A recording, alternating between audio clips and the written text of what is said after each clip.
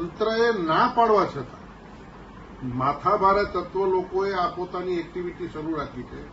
આવા તત્વોને હું તંત્રને પણ અનુરોધ મેં કર્યો છે કે આવા લોકોને છોડતા નહીં અને જીવ જાય ત્યાં સુધી ધંધો કરવો આ કોઈ રીત છે? તો આવા લોકોને ન છોડવા માટે પણ તંત્ર સમજશે અને તંત્ર એના ઉપર કડક કાર્યવાહી કરશે એની મને શ્રદ્ધા પણ છે. જવાબદારો સામે એફઆઈઆર નોંધવામાં આવેલ છે અને સત્વરે નિયમ અનુસારની કાર્યવાહી કરવામાં આવશે અને હાલે વોટર સ્પોર્ટ રિલેટેડ કોઈ પણ એક્ટિવિટી બીચ ઉપર ચાલતી નથી.